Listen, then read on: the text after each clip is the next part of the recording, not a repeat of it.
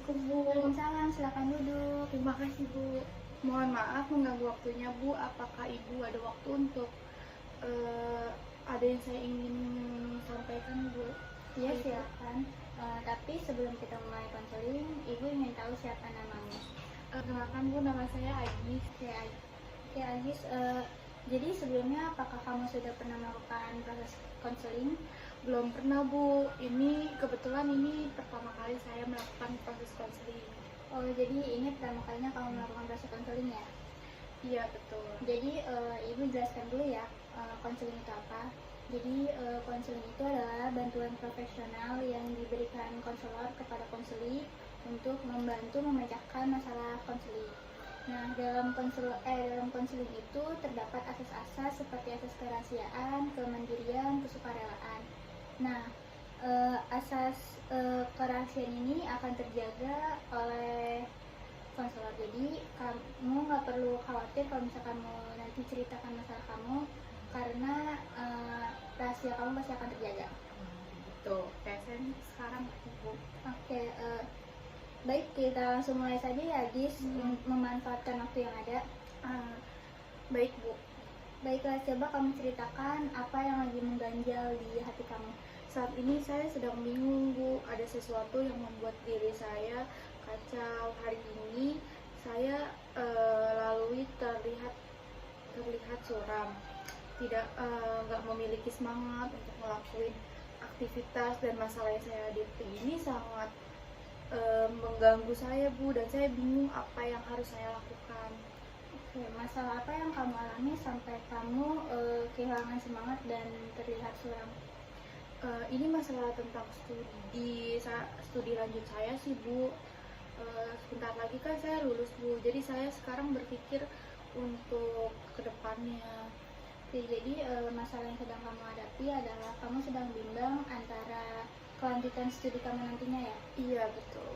Baik, berkaitan dengan masalah yang sedang kamu hadapi, dalam konseling itu terdapat layanan penempatan dan penyaluran.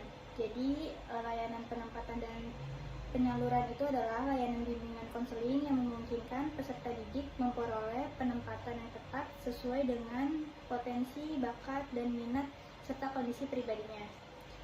Pertama-tama, apakah kamu telah mengetahui bakat dan minat yang kamu miliki? Dari kecil sih saya suka fotografi Bu. Saya bercita-cita untuk menjadi fotografer terkenal. Namun akhir-akhir ini saya juga tertarik pada bidang kedokteran Bu. Oleh karena itu saya selalu belajar dengan giat pelajaran dengan benar.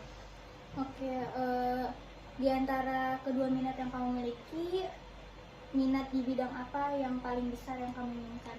Saya bingung sih Bu. Sebenarnya saya ingin masuk ke jurusan fotografi, tapi satu sisi saya juga pengen masuk ke kedokteran. Oke, apa yang membuat kamu bingung untuk memilih di antara keduanya? Kata orang tua saya, profesi fotografer tidak menjanjikan untuk kehidupan di masa mendatang. Oke. Jadi orang tua kamu tidak mengizinkan kamu untuk masuk ke jurusan fotografi karena menurut orang tua kamu jurusan fotografi itu tidak menjamin masa depannya. Iya, kira-kira begitu Bu. Tadi sebelumnya kamu bilang kalau akhir-akhir ini kamu tertarik dengan bidang kedokteran. Kenapa Iya. kamu tidak mencoba memasuki jurusan kedokteran saja? Saya mengikuti ekstrakurikuler sih Bu, kayak PMR di sekolah gitu. Oke. Terus mengapa kamu kan sudah mengikuti PMR? Terus kenapa kamu masih bingung kenapa nggak milih jurusan kedokteran saja?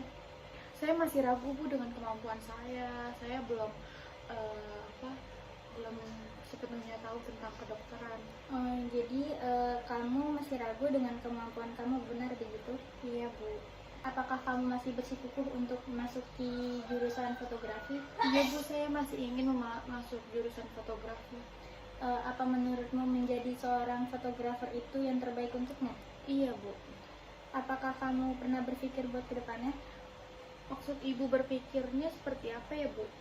Ya, kamu berpikir jika sudah tahu apa kamu masih mau menjadi seorang fotografer? Menurut Ibu, fotografi itu soalnya adalah sebuah hobi. Ya Bu, iya Bu, saya tahu. Tetapi dalam hati kecil saya ini saya sudah merasa jatuh cinta Bu pada fotografer. Ya, apa alasan kamu sehingga kamu tidak menuruti apa yang orang tuamu inginkan? Padahal orang tua selalu menginginkan yang terbaik untuk anaknya. Iya sih Bu, betul banget. Apa yang harus saya lakukan ya Bu? Begini saja, tidak ada salahnya untuk menuruti kemauan orang tuamu, karena kamu sendiri pun juga memiliki ketertarikan pada bidang kedokteran. Dan kamu juga sudah mengikuti ekstrakurikuler PMR kan? Iya. Terus menurut ibu fotografi itu hanya sebuah hobi dan biarlah menjadi tetap hobi. Karena suatu saat kamu merasa jenuh dan merasa bosan, kamu bisa menyalurkan hobi kamu itu lewat fotografi. Nah, kalau misalkan kamu bilang kamu masih ragu dengan kemampuan kamu di bidang kedokteran, masalah itu akan terpecahkan ketika kamu nanti melanjutkan studi kamu di jurusan kedokteran, karena kamu akan belajar lebih lanjut mengenai kedokteran itu. Saya rasa Ibu ada benarnya sih Bu, kan gak ada salahnya ya saya mencoba jurusan kedokteran yang memang menjanjikan sambil saya menekuni hobi saya. Bagus, kalau kamu sudah bisa memilih dan berpikir lebih realistis daripada sebelumnya ya. Iya Bu, terima kasih banyak ya sudah membantu saya menghadapi masalah ini. Iya Nah, sudah sewajarnya tugas ibu membantu masalah siswa. Sekarang ibu mau tanya, jadi keputusan yang kamu ambil itu apa? Setelah Ibu memberi saran, saya merasa lega dan saya mulai berani mengambil keputusan itu untuk meraih masa depan saya Bu. Syukurlah kalau begitu. Nah, ibu juga senang melihat wajah kamu sudah tidak suram dan tidak semurung tadi ya. Iya Bu, kalau gitu hari ini saya benar-benar mendapatkan jawaban yang pas dari Ibu. Baik, apakah masih ada yang ingin kamu bertanya? Enggak Bu, saya pamit ya Bu untuk keluar. Assalamualaikum. Waalaikumsalam.